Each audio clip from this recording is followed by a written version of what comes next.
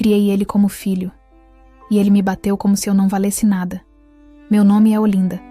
Tenho 68 anos. Nunca dei à luz, mas sei exatamente o que é amar um filho. Adriano chegou para mim com 5 anos. A mãe fugiu com outro homem. O pai era viciado. E quem criou, quem alimentou, quem ensinou a lavar o rosto e dizer obrigado, fui eu. Sempre disse que ele era meu presente. Mas hoje entendo. Ele foi o espinho que eu mesma reguei. Criei com tudo que pude. Nunca sobrou, mas também nunca faltou. Ele cresceu na minha casa, dormia no meu quarto. Eu dava a comida e pedia desculpa quando não podia dar o brinquedo. Ele me chamava de mãe quando queria as coisas, e de velha inútil quando não conseguia mais manipular. E um dia, ele me bateu. Sim, na sala de casa, com a porta fechada, depois de eu dizer que não ia dar mais dinheiro para ele sair com os amigos. A mão dele veio seca, sem hesitar, no meu rosto, no meu ombro. Me jogou contra a parede. Eu senti o corpo apagar, mas o que doeu mais foi ver que ele não hesitou, nem por um segundo. E depois, ele riu. Simplesmente riu. Cuspiu no chão e disse: "Você acha que vão te ouvir? Você é só uma velha louca. E eu sou tudo que você tem." Eu fui pro quarto, sozinha, sangrando, trêmula. Mas ali, deitada no escuro, uma frase se formou na minha cabeça. Repeti ela baixinho, como uma oração. Nunca mais, nunca mais, nunca mais.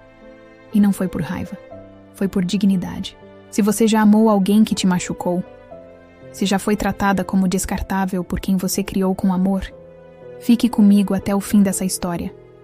Se inscreva no canal Arquivos da Alma, porque às vezes é a mulher mais calada que prepara a vingança mais certa. Me calei por amor, até ver o sangue escorrer no espelho. No dia seguinte, eu fingi que estava gripada. Disse que tinha caído no banheiro. Coloquei gelo no olho e lenço na alma. Porque a vergonha, essa não tem compressa que cure. Adriano nem pediu desculpa, nem olhou nos meus olhos. Passou pela cozinha assobiando, pegou as chaves da moto e saiu. Fiquei ali, sentada, ouvindo a porta bater, me perguntando onde foi que eu errei.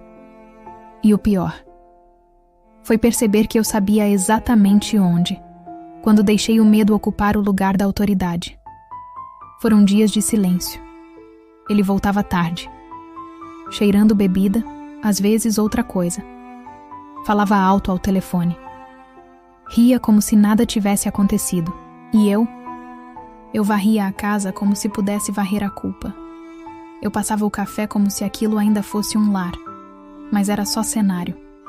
Um palco montado para um ator que usava minha bondade como escada. Até que uma tarde, fui ao banheiro. Olhei no espelho. Vi a mancha roxa ainda viva entre o olho e a bochecha. E naquele instante, não vi só a ferida. Vi a Olinda que eu era. E a Olinda que ele estava matando aos poucos. Chorei em silêncio. Mas não chorei de medo. Chorei de raiva, decepção, revolta. E me lembrei de uma frase da minha mãe: quem não se impõe é pisada até sumir. Eu ainda estava ali, ainda podia falar, ainda podia agir. E foi no reflexo manchado daquele espelho de banheiro velho que eu decidi: eu não vou morrer em vida por alguém que eu mesma salvei da morte. Ele pode ter me batido, mas agora ele ia sentir o peso da mulher que ele achou que era só uma velha fraca. A vizinha gravou. E minha vergonha virou prova. Eu ainda não tinha contado pra ninguém. Nem pro meu irmão, nem pra igreja, nem pra minha melhor amiga de infância que me liga toda semana. Porque quando a violência vem de dentro da casa, a gente não sabe o que dói mais: a agressão ou a culpa. Passei dias tentando seguir a rotina, fingindo que estava tudo bem. Mas cada vez que Adriano chegava, meu corpo encolhia e meu coração disparava como se fosse explodir pelo peito. Ele estava diferente, mais agressivo, mais impaciente. Passava a mão no armário como se fosse dono de tudo. Gritava quando o arroz não estava do jeito que ele queria. Me chamava de velha inútil. Às vezes, jogava prato na pia com força. Outras, socava a porta do quarto e dizia: "Você tá viva por minha bondade, entendeu?" E eu engolia tudo, até o medo. Mas alguém ouviu. Mais precisamente, alguém gravou. A vizinha da frente, Dona Marli, veio trazer um doce no portão. Enquanto eu pegava a tigela, ela me olhou nos olhos e disse: "Você tá bem, Olinda? Porque se você precisar..." Eu ouvi. Eu gelei. Ela continuou. Aquelas palavras que ele disse, as batidas, o choro. Eu gravei um pedaço com o celular. Se você quiser usar, tá com você. E naquele instante, algo dentro de mim quebrou. Mas não foi dor, foi o silêncio. Chorei na calçada, com a tigela na mão. E pela primeira vez, alguém me abraçou sem me chamar de exagerada. Sem tentar justificar. Sem culpar minha idade. Só me abraçou. Voltei para casa com a gravação. Ouvi cada segundo. A voz dele gritando. O som do tapa. Meu gemido abafado. Meu choro contido. Aquilo não era mais só dor. Era prova. Naquela noite, escondi o celular debaixo do travesseiro e dormi com uma frase na cabeça. Quem grava o inferno já começou a construir a saída dele. Ele achava que eu não teria coragem. Eu tive estratégia. A coragem não chegou de uma vez. Ela veio aos poucos. Veio no silêncio entre um tapa e uma ameaça. Veio nas madrugadas em que eu acordava suando frio, mas sentia meu coração batendo forte, como se dissesse: "Você ainda está viva." Adriano achava que eu não faria nada, que eu era só uma velha mole, um resto de gente, uma sombra da mulher que o criou. Mas ele esqueceu quem ensinou ele a escrever o nome. Esqueceu quem ficou noites sem dormir para cuidar das febres dele. Esqueceu que a mesma mulher que se calou também sabia observar. E foi assim que eu comecei a juntar tudo. Guardei recibos de transferências feitas da minha conta. Fiz cópias de mensagens que ele mandava, me cobrando dinheiro como se eu fosse banco. Anotei datas, horários, humilhações. E o mais importante, não avisei ninguém, nem meus irmãos, nem a igreja, nem as amigas. Fingi que estava tudo igual, mas por dentro eu estava em guerra. Voltei à delegacia onde tinha ido anos atrás denunciar um furto na rua. Falei com um policial que parecia meu neto. Ele me tratou com respeito. Ouviu tudo e disse com firmeza: "A senhora não tá sozinha, mas vai precisar de provas, vai precisar aguentar firme." Eu disse: "Eu tô aguentando há anos, filho. Agora é ele que vai ter que aguentar." Dei entrada no boletim, pedi medida protetiva, entreguei a gravação da vizinha, anexei as fotos da lesão, mostrei os comprovantes e o melhor, tudo sem ele saber. Porque a dor que eu senti, eu ia devolver com inteligência. Não com grito, não com escândalo, com lei, com estratégia e com tempo. Naquela noite, Adriano chegou bêbado. Jogou as chaves na mesa, pegou um copo e riu. "Velha, amanhã é meu aniversário. Quero churrasco, viu?" Eu sorri, mas só por fora, porque o presente que eu ia dar para ele era um par de algemas, diante dos vizinhos. Montei tudo em silêncio e entreguei no dia do aniversário dele e acordei cedo naquele dia. Mais cedo do que ele, mais cedo do que o sol. Preparei o café, passei um pano na casa, coloquei a mesa. Adriano fazia aniversário, 29 anos. E achava que ia ganhar churrasco, cerveja e minha paciência. Mas o que ele ia ganhar era tudo o que ele merecia. Porque enquanto ele dormia tranquilo, eu estava finalizando a última peça do quebra-cabeça. O processo já estava protocolado. A medida protetiva já estava sendo analisada. E a delegada responsável pela denúncia decidiu agir naquele mesmo dia. Não porque era o aniversário dele, mas porque ela entendeu que aquilo tinha que ser simbólico. Ele te bateu com desprezo. A resposta precisa ser com frieza. Eu assinei os papéis finais com a mão trêmula, mas o coração calmo. Às 10 da manhã, ele acordou. Saiu do quarto rindo, descalço, coçando a cabeça. Cadê o churrasco, vó? Eu olhei bem nos olhos dele, com a mesma firmeza de quem um dia o ensinou a andar, e disse: Hoje você vai sair sim, mas não é pra festa. Ele franziu a testa. Achou que era piada, até ouvir a campainha. 3 policiais estavam na porta. 2 homens, uma mulher. Todos firmes, com o mandado em mãos. Ele ainda tentou rir. Isso é sério? Vó, o que você fez? Eu fiz o que você achou que eu nunca teria coragem. Ele empalideceu.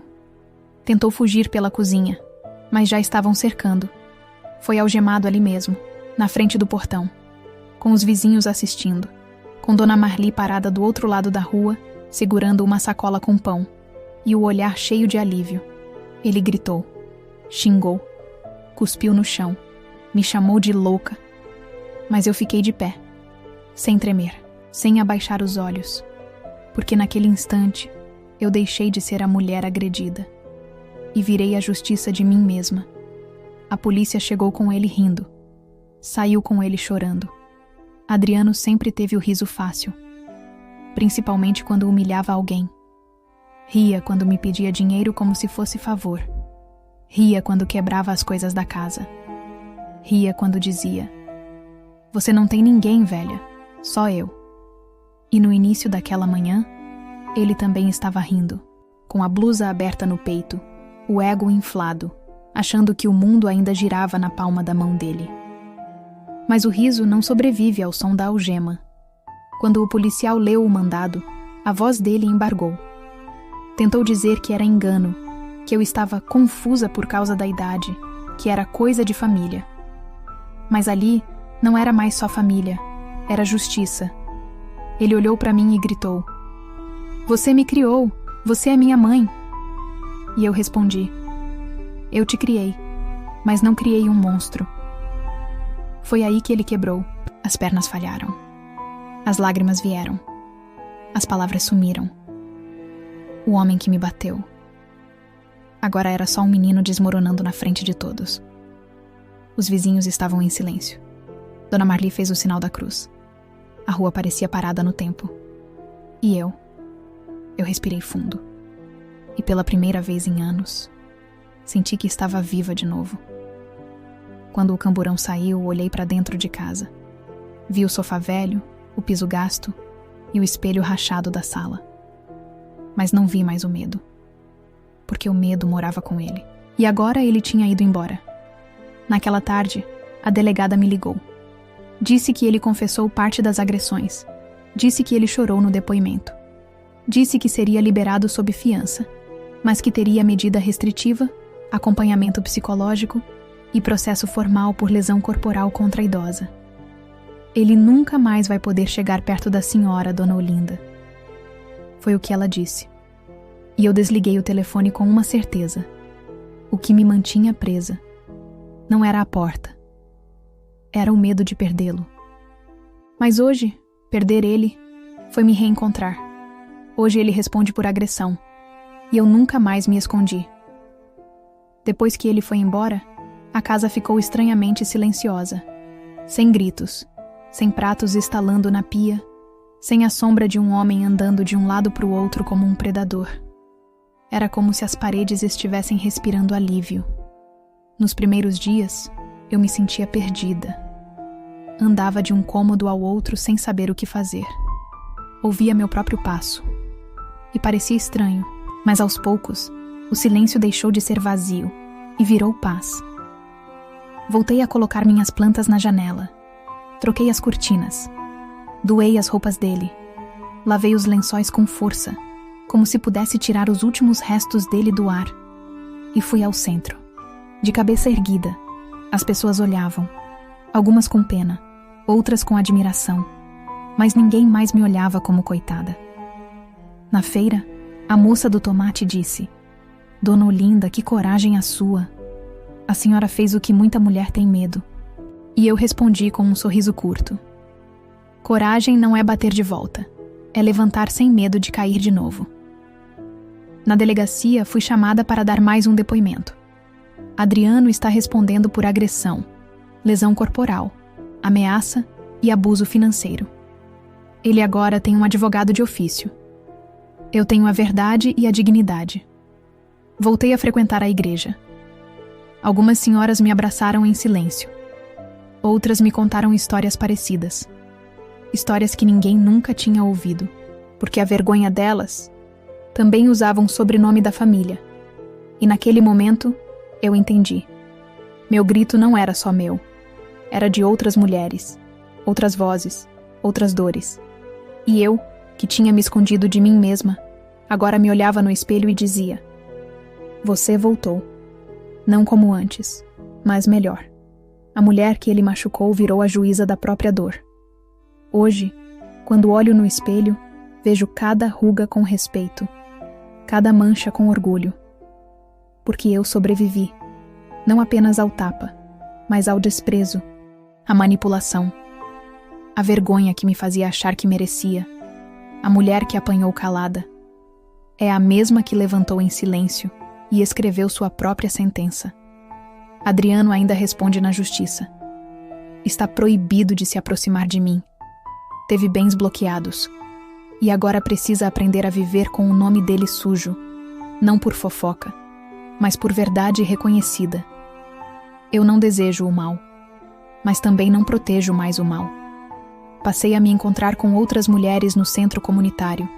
Contamos nossas histórias, algumas mais duras que a minha, outras caladas há décadas. E ali, percebi que minha voz nunca foi só minha. Ela era um eco de tantas que ainda tremem ao abrir a porta. Um dia, recebi uma carta dele, com palavras bonitas, desculpas, promessas. Eu li e queimei, não por ódio, mas porque entendi que me proteger não é vingança, é justiça, é amor por mim. A dor me ensinou a não implorar por respeito, e a vingança me ensinou a dizer: você não pisa onde eu sangrei. Hoje minha casa tem cheiro de manjericão e paz. A sala tem uma placa que eu mesma bordei. Aqui só entra quem me vê como gente. E quando o sol entra pela janela, eu fecho os olhos e repito baixinho: a mulher que você tentou apagar virou a luz que te expôs.